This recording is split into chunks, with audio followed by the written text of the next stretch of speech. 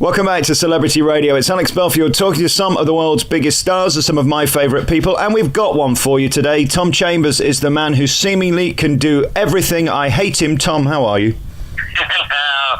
Oh, that's very kind of you to say that. I wouldn't believe that for a second, though. Can you stop being so smug? It does bother me. I come and see you in a show, and there you are. You can do everything. You're dancing, you're acting, you're singing. Sometimes you can be a smart ass. Do you know what I mean? You always think someone's better than yourself, though. It's only that the professional dancers, they just pick it up so quickly. Helen, our choreographer, she shows everyone a step and they just do it in about 30 seconds, and I'm still doing it 3 days later, just going, what was that bit? It's just like learning computer code. It's very, very, if you're a seasoned professional dancer, it is amazing how quick they just do it. But I've not been dancing all the time, so it just takes a while to warm up, get it back into the system. It's very interesting. I just came to see you a few weeks ago in White Christmas for opening night, and it was spectacular. I loved it. Most of all, I thought the orchestra was just sensational. It's huge, isn't it? I know. It's one of those ones you look back on and you think, I can't believe we had all that. You've got 20 people in the orchestra. So the sound, I mean, it's just like being at a concert, especially in a place like the Dominion, because it's a 2,000-seater, and it used to be a cinema, I think, so there's not a bad seat in the house, and the way it's constructed, there's amazing old buildings, have such good acoustics and everything, and then they've also got all technical speakers that make it all sound amazing. So to be able to dance to an amazing orchestra. Irving Berlin, I mean, it's the golden Hollywood era of the classic White Christmas. Bing Crosby, Danny Kaye, and we are we're doing our best to keep up with them. But the audiences are loving that. If you're looking to get into the Christmas spirit and this doesn't do it, then I don't think anything will. No, absolutely. I first saw this show on Broadway about 10 years ago and fell in love with it because it is the epitome of an American Christmas, really, isn't it? It's all lovely and red, and of course we get that song 37 times through the show. I have to ask, though, how are you coping with being Mr. Christmas 700 times a week? Because this show does give you a packed schedule, doesn't it? Yes, it certainly does. I always feel like I'm training to be an athlete because you suddenly think, well, I can't quite get away with burning the candle at both ends when you've got eight shows to do, and you just want to. Well, you realise that your body starts to need rest and good food instead of just anything you throw down your throat. It's a joy to do, though. It's absolutely. We've got 30 in the cast as well, so we've got a good frame, good support of absolutely everyone with their tap shoes and pearly white teeth. It's amazing your career when you look at it. I mean, I know you as a West End star. I've seen you for many years in things, most recently Top Hat, which was incredible.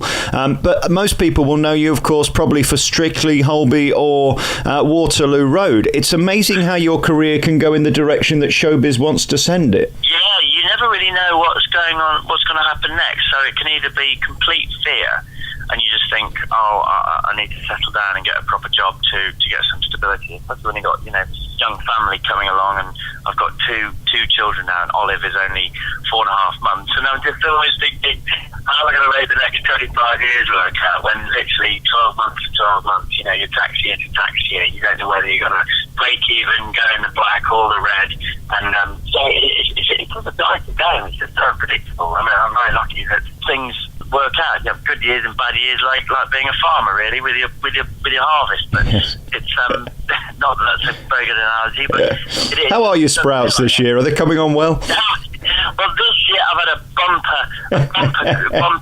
bumper ride to the end after a fairly standard middle. I've been lucky that I've been doing Father Brown, which is 1950s as well, and it's a G.K. Chesterton stories. So it's kind of like not a bad bone in the body type of stuff. It's good old-fashioned detective work, and that's been amazing filming in the sort of Cotswolds, and it's glorious. But it is daytime TV, so you either have to be unemployed or retired to see it, but it's well worth the watch. So I'm sort of lucky there to be able to bounce from. It's very hard to go from TV to theatre without people putting you in a box, in a pigeonhole. So I'm lucky that Holby was my first ticket into the industry after 6 years of knocking on doors. Because from then, that means I was able to, cross the line. Because thanks to Strictly, there's no way I would be getting musical theatre jobs if it wasn't for Strictly. It's amazing when I see you live. I mean, you've sort of come from a better generation. That triple threat thing doesn't really happen anymore, where you see performers with a big personality and the ability to dance and sing and do all of that.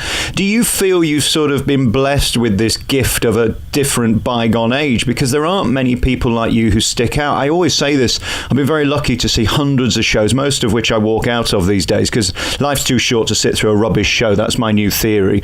Yes. It's true, though, isn't it? Do you feel that you've sort of been given this great blessing of certainly an amazing talent, but also of a talent that nobody seems to care about anymore, which makes you excel? I know that I was always the class clown at school, and I couldn't really understand why, or whether I was necessarily sort of doing it. I wasn't doing it to attract attention, but it was just I don't know what it was. It just always like there was that kind of like performer person, and it all happened by mistake, genuinely, because it was during a game of football in morning break, and no one had been up to the school play, and the teacher came over and said, "All of you, I want you all at 3:00 in the gym this afternoon," and we all like to sing Rhubarb down a microphone, over and over again to a tune. And I ended up getting the part of Dracula Spectacular in Dracula, and then there was this weird moment where on the first night there's one line that says, you either have it or you do not have it, and I happen to have it. And the audience would always fill in the gaps if I left the pause just big enough. And it was a weird feeling. I just thought, maybe I'm in the right game here. Maybe this is what I need to do. Little did I know that it would take 15 years to actually get employed work from it. I don't know. I've always loved. I was always inspired by Gene Kelly in those afternoon films. I used to stamp on the kitchen floor before I knew what tap dancing was.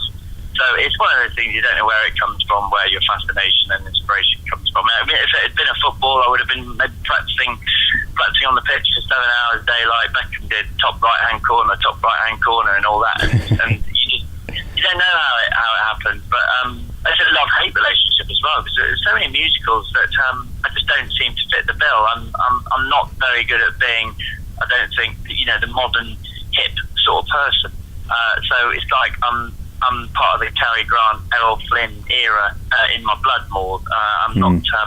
I don't think I'm as cool and trendy, you see. So it's kind of like I seem to fit the old stuff, not the old stuff, but the good old stuff. If you know what I mean. I agree. I know exactly what you're saying, and you certainly steal this show with your 11 o'clock numbers. I mean, you do get the big dance numbers. I have 2 words for you. Aled Jones, how's he doing? Well, I do give him a good ribbing every time he criticises my dancing. He's in no position, is he? I remind him that he only got to the semi-final on Strictly, and not actually the final. So, I do have to say that he sings White Christmas a lot better than I do, because I played the Bob part in White Christmas, the Bing Crosby role in Sunderland in 2009. I absolutely loved it, but I was always jealous of the bloke Adam Cooper who was dancing the Danny Kaye role still, doing all the tap dancing. And I dreaded having to sing White Christmas on my own, naked, exposed on stage, because it's such a classic. And I think you're almost on a hide into nothing with that one, aren't you, really? It's very tough. You've got to make it your own, because if not, they're just going to say, well, it's not as good as the original. It's not like Bing Crosby, is it? And I think he said something like, a parrot would be able to sing this or something, but it's not. It's flipping difficult. Yeah. So Aled is a top bloke. What I love about him, he doesn't have any ego. No toys in his pram. At least he's not shown them yet. So it's nice to work with someone on stage who's... I don't know, another 25 matinees, you might see the old diva strop, you never know. They're coming. They'll creep in, mate. Well, I loved it. White Christmas is on at the Dominion Theatre in London's West End. It's a good job you put it on now, really. I don't think it'd work in June. Do you know what I'm saying? Yeah, August bank holiday is a killer. Don't get many people looking for a snow and White Christmas songs and things like that. Not just thrown together. It's an enormous theatre as well. Just 2 questions before you go. That feeling when the pin focus hits and you've got all those dancers around you, is there anything more thrilling on that enormous stage to have all of that production around you? It's lovely when you get it right. I'm always looking for which bits I get wrong. It's a bit like being back on Strictly, I very rarely got through a dance without making a mistake. So there weren't that many tens thrown my way. But it was, but it's like being part of the Olympic ceremony. I think that's how I would sort of. Yeah. When I watched the Olympic ceremony, it was such an amazing euphoria moment for the audience and for the people taking part. It sort of does feel like that every night. So it's moments in time you have to really try and be in the moment and remember them and not keep thinking about what jobs you've got to do the next day or anything like that. You just have to really celebrate it. Congratulations, mate. You're almost sickening to the point. I'm a deeply unattractive man, ginger hair, and the way the ladies was looking at you, it must be fabulous to be you. It's all the costumes, mate. It's nothing to do with me. If they could see me at home, it'd be a very different story, I'm sure. Yeah, let's save it for the stage. Congratulations. Tom Chambers is the big star of White Christmas. Good to talk to you, Tom. Thanks a lot. You too. Thanks very much.